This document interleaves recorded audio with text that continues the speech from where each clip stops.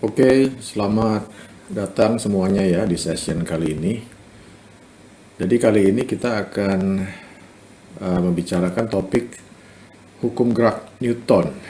Ya, jadi hukum gerak Newton itu suatu hukum atau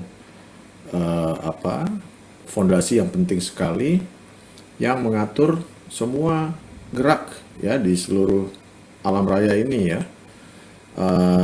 Baik itu gerak ketika kita berjalan atau ketika kita naik kendaraan, ya kendaraan apapun, apa itu kendaraan darat, kendaraan laut, kendaraan udara, bahkan mengatur gerak wahana luar angkasa ya. Jadi sangat penting pemahaman tentang hukum gerak Newton ini. Tapi seringkali memang banyak siswa itu bingung ya memahami hukum itu sendiri, dan kemudian juga bagaimana cara menerapkannya ya di kehidupan sehari-hari. Jadi kita mulai saja pembahasan ini ya. Dan sekali lagi saya mau ingatkan bahwa session ini tidak dimaksudkan untuk menggantikan buku-buku pelajaran ataupun diskusi-diskusi yang dilakukan di sekolah ya. Ini hanya suplemen atau tambahan yang saya harapkan bisa lebih memperluas wawasan, memperkaya pengertian dari apa yang sudah dipelajari di sekolah ya. Oke, kita mulai saja. Jadi hukum gerak Newton ya. Nah, biasanya ini para siswa ini belajar tentang hukum gerak Newton ini dalam 3 hukum ya. Jadi hukum pertama Newton, hukum kedua, dan hukum ketiga. Jadi itu biasanya caranya diajarkan di sekolah ya ketika pertama kali belajar tentang hukum gerak Newton. Nah, nanti akan kita lihat secara detail, tapi saya bisa katakan di sini bahwa sebetulnya cuma ada satu hukum ya. Cuma ada satu hukum. Jadi 3 hukum Newton itu diperkenalkan sebagai 3 hukum. Itu sifatnya lebih historis ya sebetulnya ya. Jadi secara historis itu memang Isaac Newton itu melakukan observasi itu dalam tiga fase ya. Yang pertama dituliskan dalam hukum pertamanya, kemudian hukum kedua, dan seterusnya hukum ketiga. Tapi setelah masanya Newton itu para ilmuwan kemudian menyadari bahwa sebetulnya ketiga hukum ini hanya 3 kepingan puzzle dari satu gambar yang sama sebetulnya ya. Nanti akan kita lihat di sini ya. Saya akan memulai dari hukum kedua saja ya. Jadi saya tidak akan memberikan definisi.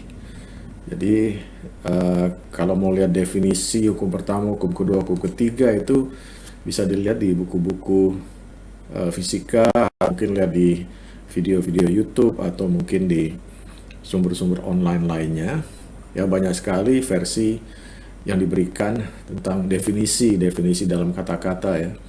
Tapi saya menghindari definisi ya, karena buat saya penting itu adalah pemahamannya, mengerti artinya secara fisik ya. Nah, kita mulai dari hukum kedua. Nah, hukum kedua itu hukum yang salah satu hukum yang dituliskan dalam satu persamaan yang salah satu persamaan paling terkenal ya di sepanjang sejarah manusia ya. Tidak hanya di dunia fisika saja, tapi di seluruh dunia ilmu pengetahuan.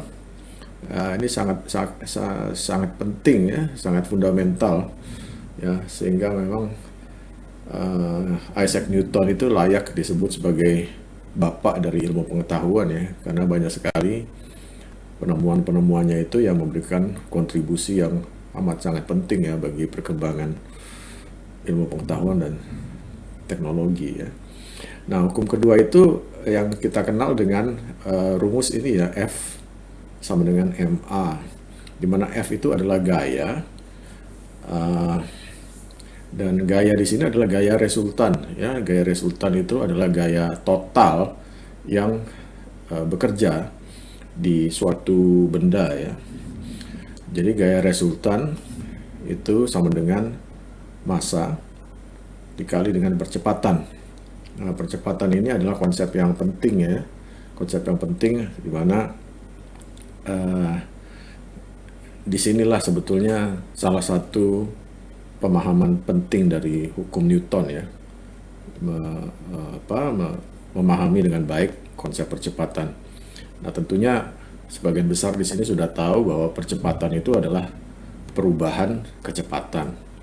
Ya, kecepatan yang berubah, apakah itu berubah menjadi cepat, apakah itu berubah menjadi lambat. Kalau dia berubah menjadi lambat percepatan ini negatif, ya. Nah, ini F sama dengan MA, ya, dan F ini adalah F tidak hanya gaya resultan, tapi gaya resultan eksternal sebetulnya. Jadi gaya yang diberikan kepada benda itu, bukan gaya yang muncul dari dalam benda itu sendiri, ya. Nanti kita lihat apa pentingnya ini ketika nanti kita bicara hukum ketiga, ya. Jadi gaya resultan yang diberikan dari luar, ya, dari luar benda yang memiliki massa ini, ya. Nah, itu satu, ya. F besarnya gaya itu sama dengan massa dikali percepatan. Dan yang lebih penting, yang tidak lebih penting, sama pentingnya adalah arah dari percepatan itu. Kemana arahnya? Nah, arah dari percepatan itu adalah sama dengan arah gaya itu bekerja. Jadi kalau gayanya bekerja ke arah kanan, ya percepatannya juga ke arah kanan. Kalau gayanya bekerja ke arah atas, percepatannya juga ke arah atas. Nah, ini konsep yang sangat mendasar dan kelihatan sepele, tapi seringkali diabaikan. Padahal sebetulnya penting sekali, ya, untuk mengerti keseluruhan dari hukum gerak Newton ini, ya. Oke, nah, jadi contoh, ya, di sini, ya, misalnya ada mobil, ya. Mobil itu kalau tidak ada yang mendorong, tentunya dia tidak akan, ketika mobil itu diam, dia tidak akan bergerak, ya. Jadi mobil itu hanya bisa mulai bergerak dari diam, kemudian mulai bergerak. Artinya kecepatannya berubah. Artinya ada percepatan, ada akselerasi, ya, dalam bahasa Inggrisnya acceleration. Jadi kecepatan mobil itu hanya bisa berubah kalau dia didorong oleh suatu gaya atau force dalam bahasa Inggrisnya, ya. Kalau tidak ada gaya, kecepatan mobil itu tidak akan berubah, gitu, ya. Nah, gaya ini adalah gaya total tentunya, ya. Gaya total, ya. Nah, gaya total itu apa? Artinya, ya, dalam kesehari-harian itu gaya utama dari mobil itu kan dari gerak putaran mesinnya, ya. Disitulah mobil itu mendapatkan gaya yang memungkinkan mobil itu bergerak, ya, gaya. Tapi selain itu juga ada gaya gesekan antara ban mobil dengan jalan, itu kan ada gaya gesekan. Jadi kita bisa secara simple, ya, mengatakan ada dua gaya atau bahkan ada 3 gaya yang bekerja di mobil, ya. Pertama, gaya dorong dari mesin itu sendiri, ya. Kemudian gaya gesekan dengan aspal. Ada satu lagi, yaitu gaya gesekan dengan partikel udara, karena mobil itu kan mesti membelah udara kan ketika berjalan.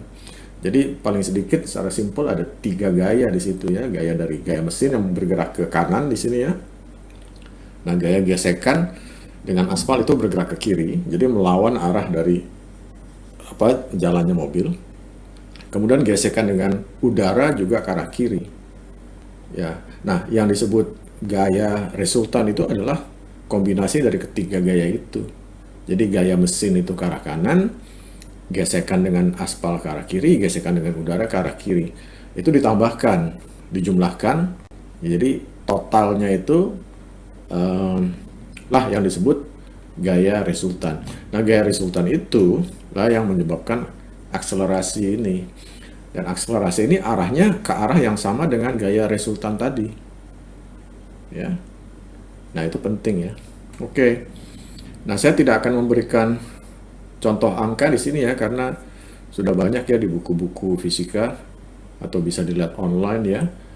Ya, bisa dicoba sendiri.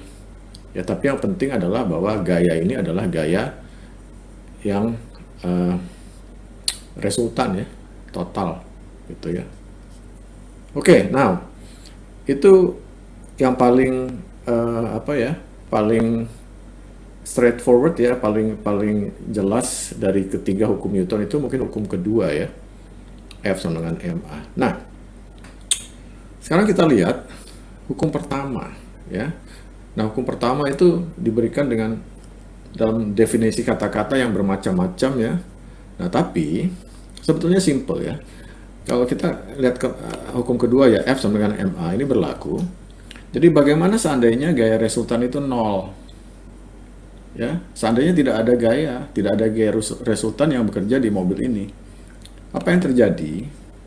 Jadi jika F sama dengan 0, maka percepatannya sama dengan 0. Ya, coba kita lihat lagi persamaan ini.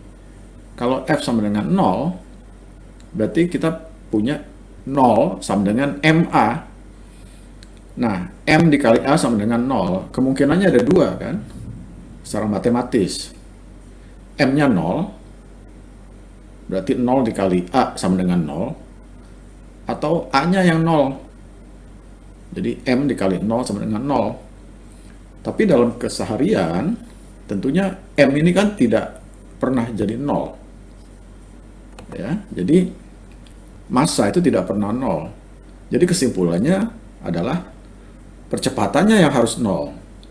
Jadi jika F sama dengan 0, maka A sama dengan 0, tidak ada percepatan. Artinya kecepatan mobil itu tidak berubah. Ya. Nah, ini ada 2 kemungkinan lagi. Kecepatan mobil tidak berubah itu ada 2 kemungkinan, ya. Ya, kalau A akselerasi itu 0, artinya massa M, massa mobil itu akan terus melaju dengan kecepatan yang sama. Ya, kecepatan yang sama. Jadi seandainya mobil itu kecepatan awalnya 0 dan tidak ada gaya yang bekerja, F dengan 0, maka kecepatan mobil itu tetap 0. Ya. Jadi mobil itu tetap diam, tidak akan bergerak. Nah, itu mungkin kesimpulan yang paling trivial ya, kesimpulan yang paling trivial. Ya. Walaupun trivial atau kelihatan sederhana ya, tapi memiliki dampak yang luas ya. Nanti kita lihat ketika bicara hukum ketiga Newton. Nah, bagaimana seandainya mobil itu memang sudah bergerak? Ya, atau bukan mobil ya. Misalnya suatu asteroid ya, meluncur di angkasa. Dia sudah bergerak. Ya. Dia bergerak dengan satu kecepatan kan, kecepatan awal. Nah, kecepatannya itu tidak akan berubah kalau tidak ada gaya tambahan, gaya yang diberikan. Jadi kalau F itu 0, asteroid itu akan terus melaju dengan kecepatan yang sama. Ya, karena yang 0 itu bukan kecepatannya, tapi percepatannya, A-nya 0. Jadi kalau sesuatu benda sudah memiliki kecepatan yang awal, ya dia akan terus melaju dengan kecepatan yang awal itu, tidak akan berubah. Nah, itu yang pertama ya. Artinya bahwa kecepatan itu konstan itu ada dua pengertian, ada dua layer, ada 2 lapisan di situ. Pertama, besarnya kecepatan itu sama ya, misalnya 10 km per jam ya tetap dia 10 km per jam.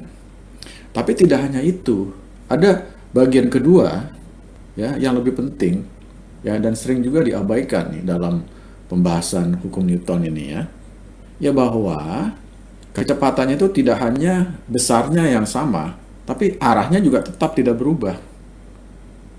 Ya, jadi massa M akan terus melaju dengan kecepatan yang sama dan ke arah yang sama. Ini juga penting nih nanti nih. Ya, ini juga penting nanti kalau kita bicara tentang gerakan melingkar ya. Ya, ini arah yang sama ini akan penting. Nah, ini seringkali tidak ditekankan ya dalam pembahasan hukum Newton ya.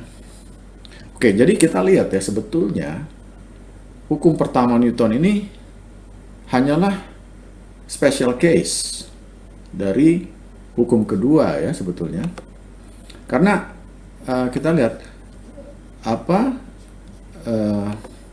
itu tetap berdasarkan pada persamaan ini, F sama dengan MA, hanya F-nya sama dengan 0. Jadi hukum pertama Newton itu sebetulnya adalah special case atau kasus khusus ya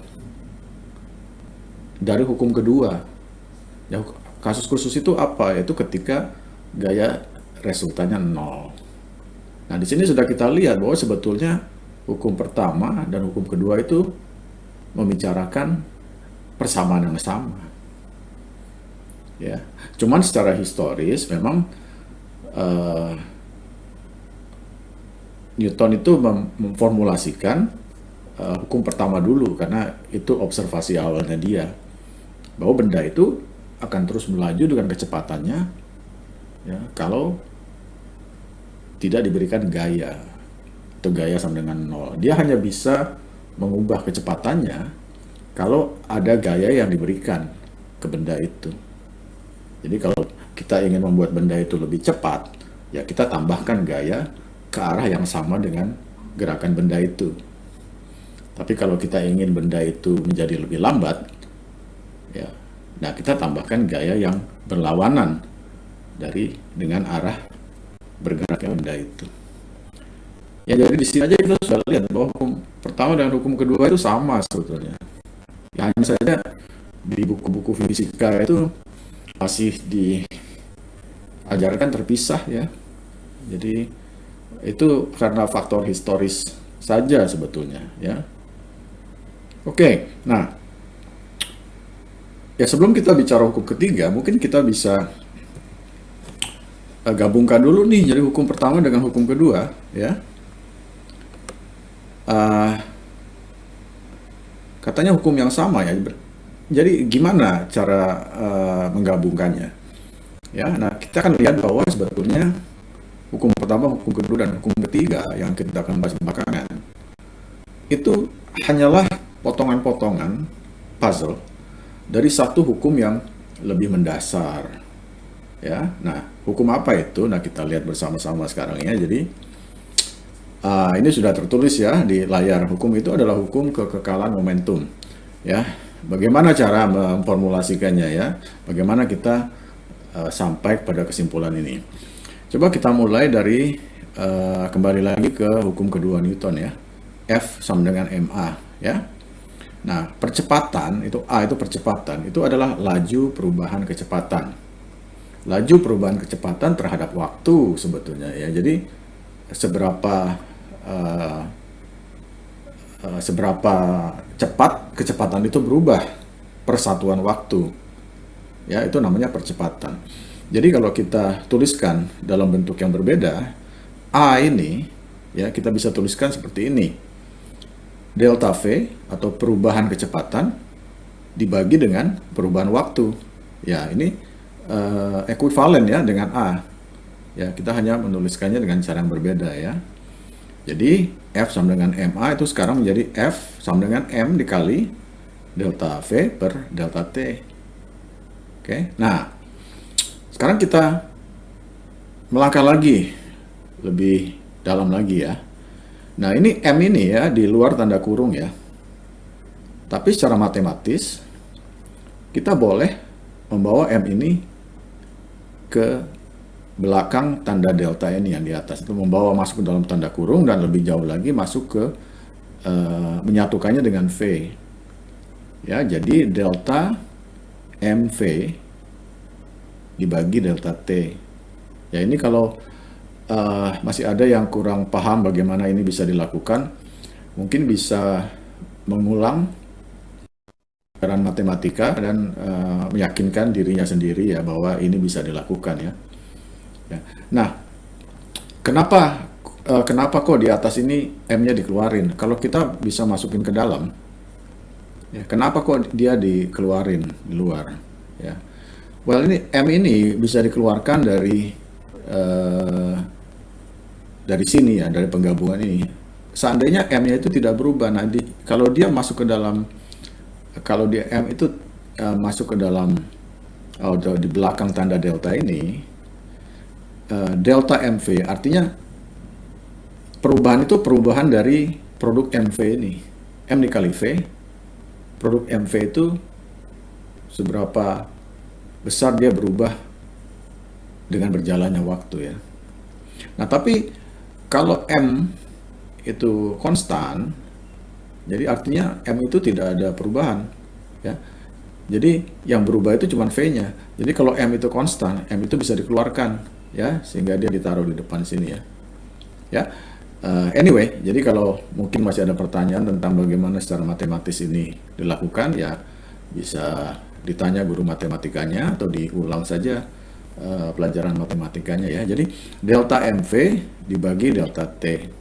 Jadi delta MV itu adalah delta yang berubah itu produk MV, M dikali V itu diambil perubahannya ya, dibagi dengan delta T. Nah, sekali lagi ini secara matematis bisa dilakukan. Nah, sekarang kita lihat MV itu ya, ini adalah suatu besaran di dalam fisika ya. Ini adalah M kali V itu yang dikenal dengan momentum ya, massa kali velocity, massa kali kecepatan itu momentum dari suatu benda ya. Nah, kita lihat jadi delta MV ini adalah perubahan momentum ya. Delta MV ini perubahan momentum. Nah, dibagi dengan delta T artinya laju perubahan momentum. Jadi seberapa banyak momentum itu berubah dengan berjalannya waktu ya. Jadi apa ini artinya ya? Kita simpulkan artinya gaya ini sebelah kiri kan F ya, F sama dengan delta MV dibagi delta T. Jadi F sama dengan laju perubahan momentum. Jadi gaya itu sama dengan laju perubahan momentum. Jadi gaya eksternal yang diberikan ke satu benda itu akan menyebabkan momentum benda itu berubah ya, terhadap waktu tentunya. Jadi jika tidak ada gaya eksternal yang diberikan ke benda itu, artinya laju perubahan momentumnya sama dengan nol. Artinya momentumnya tidak berubah. Atau dengan kata lain, momentum sama dengan MV ini itu konstan, tidak berubah. Jadi ini yang disebut hukum kekekalan momentum. Ya, dan ini adalah hukum yang lebih mendasar, lebih besar dari hukum gerak Newton yang kita kenal dalam 3 bagian itu ya. Sebetulnya 3 hukum Newton itu adalah 3 potongan puzzle dari hukum kekekalan momentum. Itu kalau disatukan 3-3-nya, itu adalah hukum kekekalan momentum sebetulnya. Oke, dan ini adalah suatu kesimpulan yang penting ya. Oke, nah sekarang dengan memahami hukum kekekalan momentum ini, ya kita akan sekarang waktunya untuk berbicara tentang hukum ketiga. Nah, ini sedikit summary lagi ya. Simpulan hukum gerak Newton adalah bagian dari hukum kekekalan momentum. Jadi dengan kata lain, hukum gerak Newton adalah hukum kekekalan momentum untuk massa yang tidak berubah ya, konstan. Di mana itu kita lihat, di sini nih M, karena ketika M ini ya yang awalnya dari momentum itu dikeluarkan, itu ketika kita mengeluarkan M secara tidak langsung kita mengatakan M itu tidak berubah, tidak berada di dalam tanda delta. Karena dia tidak berubah, jadi bisa dikeluarkan dari tanda delta ke depan sini. Jadi yang berubah itu hanya kecepatan ya. Ya, demikian ya. Oke, jadi hukum ketiga ini ya eh, sebetulnya mirip dengan hukum pertama ya, tapi kalau hukum pertama itu berlaku untuk satu benda, dan ini berlaku untuk eh, sistem gabungan lebih dari satu benda. Ya, jadi hukum ketiga ini kita akan memakai pemahaman yang kita sudah bahas dari hukum gerak Newton yang kedua dan pertama, ditambah dengan pemahaman terhadap hukum kekekalan momentum. Ya, karena hanya bisa dimengerti melalui dua sudut pandang itu ya sebetulnya. Nah, jadi kita awali dengan kasus ini ya, misalnya ada dua astronot ini yang saling berhadapan dan saling bersentuhan ya. Ini mereka di luar angkasa, tidak ada udara ya, hampa udara, dan kita asumsikan tidak terpengaruh oleh medan gravitasi bumi ya. Walaupun sejauh apapun astronot ini berada di luar angkasa, tetap aja ada pengaruh dari medan gravitasi bumi, tapi kita asumsikan tidak ada ya. Jadi artinya apa? Artinya tidak ada gaya eksternal yang bekerja pada dua astronot ini. Ya, mereka terisolasi, tidak ada gaya eksternal, tidak ada orang datang kemudian mendorong mereka, tidak ada pesawat luar angkasa datang kemudian mendorong mereka, tidak ada gravitasi bumi yang menarik mereka ya. Benar-benar di luar dari pengaruh gaya apapun. Nah, karena tidak ada gaya eksternal, artinya kita kembali ke hukum Newton, F sama dengan 0. Nah, itu artinya akselerasinya juga 0 ya. Akselerasi dari kedua astronot ini 0 ya. Nah, kalau kita lihat dari sudut hukum kekekalan momentum, kalau F itu sama dengan 0, artinya total momentum mv sama dengan 0. Ya, M-nya nih, M yang mana? M-nya ini adalah M gabungan, M1 plus M2. Ya, itu sama dengan 0, karena M1 plus M2 dikali V, nah V-nya kan 0. Kan kita asumsikan mereka tidak bergerak, sehingga MV sama dengan 0. Nah, ini adalah total momentum. Nah, karena tidak ada gaya eksternal yang bekerja, total momentum ini harus tetap 0 sampai kapanpun. Nah, ini penting ya. Ini penting untuk mengerti nih. Untuk dimengerti supaya nanti pembahasan berikutnya jelas ya. Momentum awal itu 0. Ya, selama tidak ada gaya luar yang bekerja, momentum itu harus tetap dijaga 0. Oke, dijaga, bukan tidak harus dijaga 0. Pasti akan tetap 0 gitu ya. Nah, kemudian katakanlah astronot yang satu itu memutuskan untuk mendorong ya, mendorong karena mereka bersentuhan, dia memutuskan untuk mendorong astronot 2. Nah, dia mendorong dengan gaya F1 ya. Nah, ini yang penting untuk dipahami. Gaya F1 ini bukan gaya eksternal dari luar sistem gabungan dua astronot ini ya. Jadi sistem ini tidak mendapatkan gaya eksternal. Gaya F1 itu muncul dari dirinya astronot 1. Ya. Jadi sebagai suatu sistem, ini tidak dilihat sebagai gaya eksternal. Ya. Tapi astronot 2 ini, kalau kita hanya melihat astronot 2 ini aja, dia akan melihat gaya F1 ini sebagai gaya eksternal dari dirinya. Nah, jadi apa yang terjadi? Ya, sebagai akibatnya, astronot 2 ini akan mengalami percepatan A2 ke arah kanan. Ya, kita lihat slide berikutnya deh. Nah, karena astronot 2 ini melihat ada gaya F1 dari luar dirinya, ya, sesuai dengan hukum kedua Newton, dia akan mengalami akselerasi ke arah kanan. Oke, itu pertama mesti dipahami ya. Walaupun gaya F1 ini bukan gaya eksternal dari sistem gabungan, tapi dari sudut pandang astronot 2, ini gaya eksternal dari luar dirinya. Sehingga dia sebagai komponen M2, dia ngeliat F1 ini gaya eksternal. Sehingga komponen 2 ini, astronot 2 ini mengalami akselerasi ke arah kanan. Oke, Itu yang pertama dulu ya.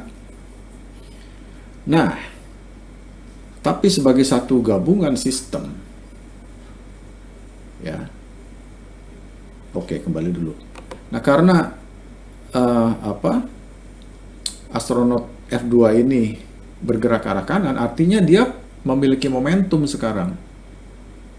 Ya, jadi astronot 2 ini, dengan kata lain, astronot 2 ini mengalami perubahan momentum ke arah kanan. Ya kan? Nah, tapi kalau kita lihat dari sudut pandang suatu sistem yang terdiri dari dua astronot, kan tadi kita sudah sepakat bahwa momentum dari sistem ini adalah 0. Dan itu harus tetap 0, karena tidak ada gaya luar yang bekerja. Ya kan? Nah, tapi sekarang, astronot 2 ini bergerak ke arah kanan. Jadi artinya, momentum ke arah kanan itu harus dikompensasi dengan momentum ke arah kiri. Supaya apa? Karena hukum kekekalan momentum kan mengatakan bahwa momentum total dari kedua astronot ini kan mesti 0. Karena awalnya 0, sampai kapanpun harus 0. Jadi seandainya astronot 2 ini tiba-tiba memiliki momentum ke arah kanan, artinya momentum ke arah kanan itu harus dikompensasi dengan momentum ke arah kiri. Jadi yang terjadi adalah pada saat yang bersamaan ketika astronot 1 ini memberikan gaya F1, pada saat yang bersamaan mulai timbul gaya reaksi F2 dari astronot 2 yang mendorong astronot ke arah kiri. Walaupun sebetulnya astronot 2 itu sendiri tidak memberikan gaya, ya, tapi gaya F2 ini tercipta ya hanya sebagai akibat dari momentum yang diakibatkan oleh gaya F1 ini, ya. Jadi gaya F2 ini tercipta karena momentum total dari kedua astronot ini harus tetap 0, ya, sesuai dengan hukum kekekalan momentum. Jadi karena gaya F1 dari astronot 1 itu menyebabkan perubahan momentum ke arah kanan pada astronot 2, sebagai satu sistem akan muncul reaksi gaya F2 yang akan mendorong astronot 1 ini ke arah kiri dengan percepatan A1, sehingga tercipta momentum ke arah kiri. Ya. Kenapa itu terjadi? Sekali lagi karena total momentum dari sistem ini kan harus tetap 0. Ya, jadi F2 ini atau momentum ke arah kiri ini muncul sebagai reaksi dari momentum yang tercipta ke arah kanan. Ya. Jadi itu adalah reaksi yang otomatis terjadi, bukan karena astronot 2 itu niat mendorong astronot 1, tapi sistemnya ini secara otomatis, ya, akan mengkompensasi momentum yang muncul ke arah kanan itu dengan momentum yang ke arah kiri, ya. Jadi ini saya baca aja yang saya tulis di sini, karena tidak ada gaya eksternal yang bekerja. Menurut hukum kekekalan momentum, kedua astronot harus memiliki total momentum 0 seperti awalnya, sehingga tercipta gaya reaksi F2 yang mendorong astronot 1 ke arah kiri dengan percepatan A1. Jadi gaya reaksi itu hanyalah akibat atau konsekuensi dari hukum kekekalan momentum. Jadi inilah yang secara tradisional dikenal dalam hukum ketiga Newton itu sebagai aksi sama dengan reaksi, ya. Tapi itu hanyalah akibat, ya, konsekuensi dari apa? Ya, dari hukum kekekalan momentum yang sudah kita diskusikan tadi, ya. Nah, jadi sekarang kita bisa mengambil kesimpulan akhir, ya. Jadi ketiga hukum gerak Newton adalah bagian dari hukum kekekalan momentum. Ya, hukum pertama itu adalah kasus ketika momentum tidak mengalami perubahan pada satu benda. Ya, ini ketika F sama dengan 0 sehingga momentum tidak mengalami perubahan pada satu benda, diaplikasikan pada satu benda. Hukum ketiga, nah kita lengkap dulu ya hukum ketiga ya, hukum kedua nanti belakangan. Hukum ketiga itu kasus ketika momentum juga tidak mengalami perubahan, tapi diaplikasikan pada sistem gabungan lebih dari satu benda. Ya, perhatikan perubahannya atau perbedaannya hukum pertama dengan hukum ketiga. Nah, hukum kedua itu adalah hukum atau kasus ketika momentum mengalami perubahan. Ya, ketika momentum mengalami perubahan artinya terjadi percepatan. Ya, itu artinya ada gaya eksternal yang bekerja pada benda itu. Jadi sekarang kita lihat ya bahwa hukum gerak Newton itu, tiga hukum itu sebetulnya hanya membicarakan satu hukum saja, yaitu hukum kekekalan momentum. Jadi sebetulnya menurut hemat saya sudah saatnya buku-buku fisika itu tidak lagi mengajarkan hukum Newton 1, hukum Newton 2, hukum Newton 3 ya.